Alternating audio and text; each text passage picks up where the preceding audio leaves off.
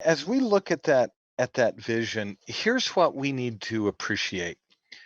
Voss actually brings this text in. I don't want to confuse our readers, but later, particularly when we get to revelation through rapture, Paul is going, Voss is going to bring this text into view. But I think it's a helpful text for this reason. If you think about the content of this vision, you have to recognize that if Isaiah had been brought to the temple on God's holy hill, Mount Zion, and if he had by any way had access into the most holy place and inquired into that temple, which only the priests once a year had access to, what he would have seen would have been an earthly replica, a copy, according to texts that present the tabernacle or temple as a replica or copy of heaven.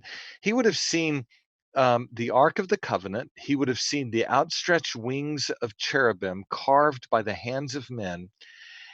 What he would have seen, in other words, would be an inert, immobile, non living, carved, hammered, forged copy of heaven, of those supersensible things in the heavenly temple. But what he sees instead, and note that verb there in 6:1, I saw, what did he see?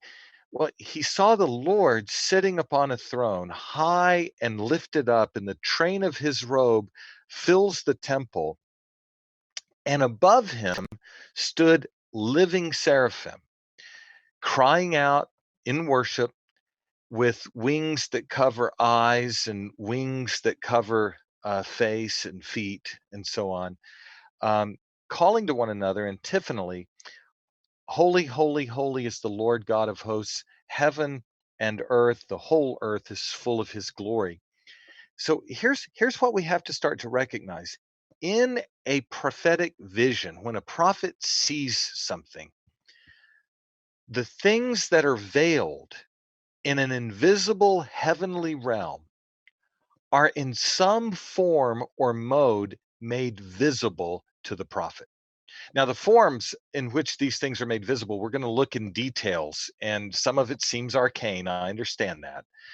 But the point that has to be grasped about the visionary mode of revelation is this: that invisible heavenly realities are brought before the vision of the prophet, so that Isaiah is not doing what Aaron would do, looking at the copies of the things in heaven.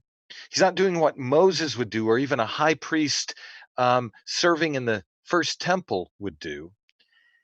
He's not looking at those copies. He's seeing, whether it's in the inner eye of the soul or with the outer physical eye, Voss is going to talk about, he's seeing actual heavenly realities, living seraphim, the Lord God himself enthroned in glory upon a throne with the train of his robe filling a temple not made with hands.